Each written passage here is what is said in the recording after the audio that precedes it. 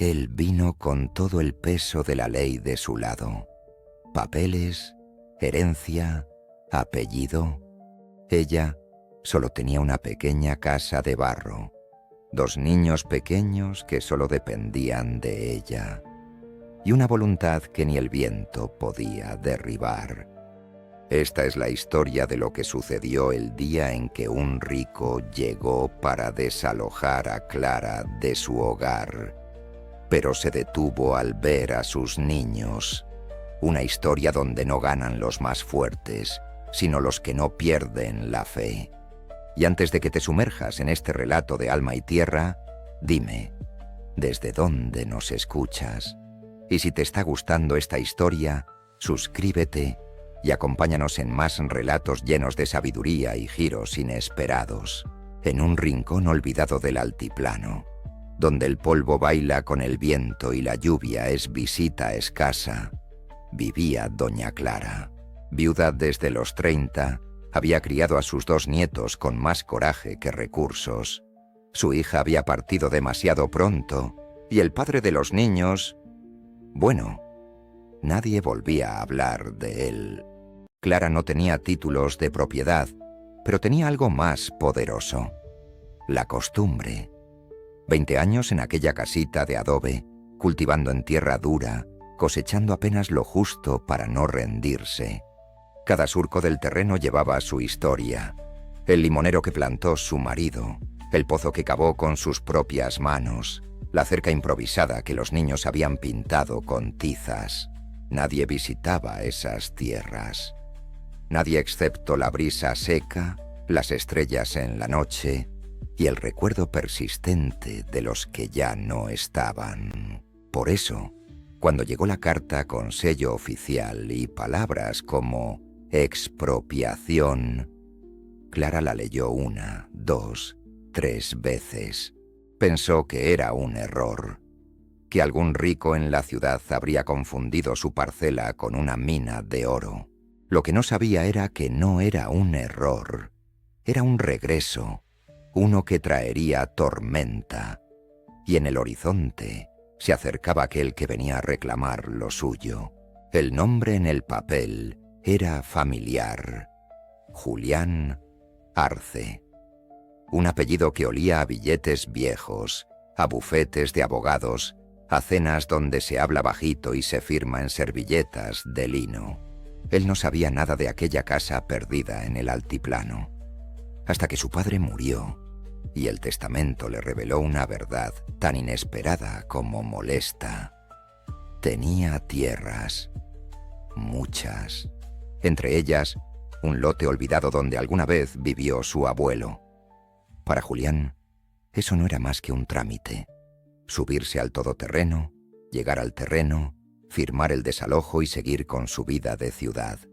Lo que no imaginaba era que el camino no estaba tan despejado como su asistente le había prometido. Cuando descendió de la camioneta y vio aquella casita de adobe, pensó que era una broma. ¿Quién podría vivir aquí todavía?, murmuró. Pero su ceño se frunció al ver el humo de una chimenea. Y luego, un sonido. La risa de un niño. Algo se le revolvió en el estómago. No por culpa, sino por confusión. Aquel lugar que debía estar deshabitado tenía vida. Y justo cuando pensó en dar la vuelta, la puerta se abrió. Clara salió con la frente alta, las manos cubiertas de tierra, y 2 niños salieron detrás de ella como polluelos buscando refugio. Julián sintió un eco extraño en su pecho, un recuerdo enterrado, una escena antigua, quizá suya, quizá prestada, pero con esa misma imagen. Una mujer frente a un hogar que no parecía mucho, pero lo era todo. Y aunque no lo sabía aún, esa imagen sería la primera grieta en el muro que había construido entre él y la compasión. Por un segundo, nadie se movió. El viento que antes arrastraba hojas ahora parecía suspender el tiempo. Clara se quedó de pie, con la barbilla en alto y la respiración contenida, como si supiera que ese hombre no era cualquier visitante. Julián, en cambio, no lograba encontrar las palabras. Sus ojos viajaban del rostro de Clara a los pequeños que se escondían tras su falda. Mateo el mayor lo miró con una mezcla de desafío y miedo. Tenía apenas 7 años, pero en su expresión había una madurez que dolía. Lucía, más pequeña, apenas levantaba la vista, pero se aferraba a su abuela como si ella fuera el último muro entre su mundo y el abismo. Y Julián tragó saliva. Su voz, acostumbrada a salas de reunión, no servía en aquel terreno de tierra agrietada. «Usted debe irse», dijo finalmente, con un tono que quiso sonar firme, pero salió tembloroso. Clara no respondió. Lo miró largo, profundo, como quien no ve a un hombre, sino al juicio que espera desde hace años. Luego, habló con la dignidad de los que no tienen nada que perder. «Esta casa no es mía, lo sé, pero es lo único que estos niños tienen. Y si vino a quitárnosla, tendrá que vernos empacar cada recuerdo con las manos temblando». Esa frase fue como una piedra lanzada directo al pecho de Julián, porque en su interior, en algún rincón oxidado de su alma, algo se estremeció. Años atrás, él también había sido niño, y alguien también lo había sacado de un lugar al que llamaba hogar, pero no era momento para pensar en eso. Aún no. Julián se marchó sin decir más. Dio media vuelta, subió al descapotable, y mientras el motor rugía, él luchaba con un ruido mucho más ensordecedor: su conciencia. El rostro de Mateo, el temblor en las manos de Clara, la pequeña Lucía escondiéndose. ¿Por qué le afectaban tanto esas imágenes? Él no era el villano. Solo estaba reclamando lo que era suyo. A la mañana siguiente, volvió. No porque quisiera, sino porque no había podido dormir. Se quedó frente a la casa, observando desde lejos. Vio a Clara colgando ropa, a los niños corriendo tras una pelota de trapo, a un gallo testarudo cruzando el patio como si fuese rey del mundo, y por un momento sonrió. Pero fue solo eso, un momento. Luego volvió a fruncir el ceño. Al tercer día regresó, esta vez con un papel en mano. Clara lo recibió con los brazos cruzados. No tenía miedo, pero sí cansancio. Él extendió el documento. «Esto certifica que tiene 72 horas para desalojar. No hay apelación. Es legal», dijo, sin mirarla. Clara lo leyó. Luego lo dobló, sin decir una palabra. Dio media vuelta y entró a la casa. Al cerrar la puerta, Mateo se le acercó. Le preguntó con voz suave: «Abuela, ¿nos vamos a quedar sin casa?» Clara lo miró con ojos empañados, acariciando su cabello. «No, hijo, porque esta vez no vamos a rendirnos». Y fue en ese momento, del otro lado de la puerta, que Julián escuchó la respuesta y sintió una punzada distinta.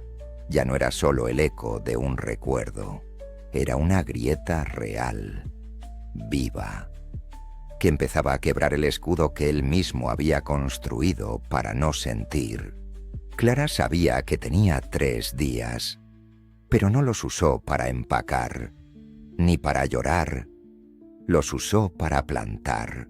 Sí, como lo oyes. Plantó semillas, las pocas que le quedaban. Le dijo a Mateo que lo hacía para que el limonero no se sintiera solo, pero en realidad Lo hacía porque aún creía, porque mientras algo pudiera florecer, no todo estaba perdido. Julián volvió al cuarto día, no para desalojar, sino por curiosidad, tal vez esperando encontrar la casa vacía. Pero allí estaba ella, con las manos en la tierra y los ojos clavados en el horizonte. «Le dije que debía irse», dijo él, más suave que otras veces. «Y yo no he terminado de plantar», respondió ella, sin mirarlo. Él bajó la vista. Junto a la cerca vio un dibujo hecho con tizas. Era una casita, un árbol, 2 niños y una figura más alta. Todos sonreían. Era un dibujo torpe, pero tenía un aire familiar, demasiado familiar. ¿Eso lo dibujaron ellos? Julián tragó saliva. Sintió que ese dibujo lo golpeaba más fuerte que cualquier reclamo legal, porque él también había dibujado algo parecido cuando era niño, antes de que la vida se llevara todo. Incluso la ternura. No supo qué decir, ni qué hacer, pero se quedó allí, parado, como si esperara algo, como si necesitara que alguien lo invitara a quedarse. Y aunque todavía no lo admitía, ese terreno no era solo tierra seca, era un espejo, uno que empezaba a mostrarle algo que había olvidado. ¿Quién era antes de volverse lo que es? Esa noche, Julián no regresó a la ciudad. Se quedó en el pueblo, en una posada modesta que olía a leña y café recalentado. No sabía qué lo retenía. Quizás el silencio de Clara o la firmeza en los ojos de Mateo. Tal vez la inocencia de Lucía. Pero algo lo había arrancado de su burbuja y lo tenía pensando por primera vez en mucho tiempo. A la mañana siguiente se levantó temprano. Caminó sin rumbo, cruzando el mercado, saludando a desconocidos que lo miraban con recelo. Compró pan, algo de leche y volvió al terreno. No llevaba papeles esta vez, solo una bolsa y muchas dudas. Clara lo vio llegar y no dijo nada. Solo se hizo a un lado para dejarle pasar. Julián se acercó a los niños y, sin saber bien por qué, les ofreció el desayuno. Mateo dudó. Lucía sonrió. Clara observó en silencio. «No vine a echarlos hoy. Solo quiero entender». Clara respiró hondo. No era una mujer de muchas palabras, pero entendía más de lo que decía. Lo miró fijo y asintió con la cabeza, como quien reconoce que el enemigo ya no quiere pelear, sino sentarse a escuchar. «Entonces, siéntese. El café aún está caliente». Y Julián se sentó. Bajo la sombra del limonero que una vez plantó un hombre pobre, ahora crecía una posibilidad. No había contrato, ni promesa, ni sentencia. Solo un momento humano, compartido. Y, sin saberlo, Julián había dado el primer paso para dejar de ser el hombre que vino a despojar y empezar a convertirse en uno que quería comprender. Mientras compartían el café, Clara habló poco, pero cada palabra pesaba más que 1000 discursos. Le contó de su hija, de cómo murió dando a luz a Lucía, de cómo el padre desapareció sin dejar ni un trazo, de las noches que pasaba en vela porque el techo goteaba, o porque Mateo tenía fiebre y no había más medicina que una toalla húmeda y una oración. Julián la escuchaba sin interrumpir, y con cada frase algo se removía en su interior, porque había olvidado lo que era mirar a alguien a los ojos y ver una historia que no estaba en los libros ni en los informes. Fue entonces cuando Mateo apareció con un cuaderno en la mano. Se lo entregó tímidamente. «Hice un dibujo para usted», dijo. Julián lo abrió. Era otro dibujo, otra casita. Esta vez él estaba allí. dibujado con trazo torpe, pero con una sonrisa, una que él ni siquiera sabía que aún podía tener. Y entonces entendió. No se trataba solo de una casa, ni siquiera de una injusticia. Se trataba de ellos, de los niños, de Clara, de la vida que habían construido en esa tierra seca y olvidada. Una vida que se parecía tanto a la suya, antes de los trajes, las oficinas y el silencio elegante de las salas de juntas. Por primera vez, Julián no se vio como el dueño, se vio como el intruso, como aquel que había llegado a romper algo sagrado, y sintió vergüenza, una que no ardía con rabia, sino con conciencia. Se levantó sin decir nada. Caminó hacia la camioneta, pero no para irse. Abrió la guantera, sacó los papeles de desalojo y los rompió con las manos temblorosas. El viento se llevó los trozos, y con ellos algo más también se fue. Su arrogancia. Pasaron los días, y Julián no volvió a la ciudad. Se instaló temporalmente en el pueblo, sin decir mucho. El abogado que lo acompañaba lo llamó varias veces. No respondió. Su asistente le envió correos, recordatorios de reuniones, asuntos urgentes. Nada importaba tanto como el silencio de aquella tierra, que ahora lo interpelaba más que cualquier junta directiva. Una mañana, mientras Clara barría el patio, Julián apareció con un cuaderno en la mano. Era el mismo donde Mateo había dibujado, pero esta vez traía algo nuevo. Él también había dibujado, con torpeza, como quien no sabe por dónde empezar, pero con honestidad. Una casa, un árbol, y en el centro, 3 figuras tomadas de la mano. Clara lo vio, y por primera vez sonrió. No fue una sonrisa grande ni ruidosa. Fue apenas un gesto, pero era suficiente. Julián le habló con voz baja. He decidido que este terreno no se tocará. Haré los trámites para que quede a nombre suyo, no por lástima, porque aquí hay algo que vale más que cualquier papel. Clara bajó la mirada. No era fácil aceptar, pero entendía que no era un regalo, era justicia. Lucía desde el fondo del patio, gritó emocionada. «¡Mamá! ¡Mira! La planta nueva tiene hojas». Todos voltearon. Una pequeña rama verde había brotado en el borde del limonero. Era una señal sencilla, pero poderosa, como si la tierra, cansada de tanta lucha, decidiera recompensar a quienes no se rindieron.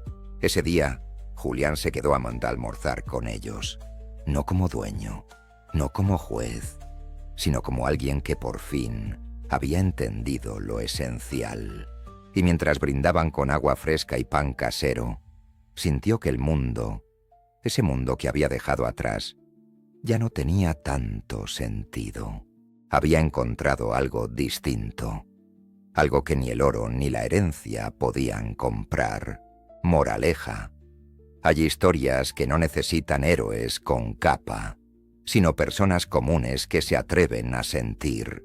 Julián no llegó con la intención de cambiar su vida, pero se encontró con una verdad que lo desarmó. Que hay hogares que se construyen con amor, aunque estén hechos de barro y esperanza. Clara no ganó una batalla legal, ganó algo mucho más valioso: respeto. Y sus nietos, sin saberlo, fueron la llave que abrió un corazón que llevaba años cerrado. A veces, quien llega a destruir termina reconstruyéndose a sí mismo. Y es que en este mundo seco, donde muchos solo ven tierra para explotar, aún existen quienes prefieren, como aquel campesino que eligió la tierra seca, quedarse donde brota la vida. Aunque cueste. Ahora te pregunto a ti, ¿qué harías tú en el lugar de nuestro protagonista? ¿Elegirías el poder o la compasión? ¿Firmarías el desalojo o escucharías el silencio de los que resisten? ¿Y tú? ¿Qué hubieras hecho en su lugar? Si esta historia te dejó pensando, te recomiendo que veas mi próximo video. Suscríbete al canal y comparte esta historia con alguien que quizás necesite escucharla hoy. Gracias por acompañarnos. Nos vemos en el próximo video.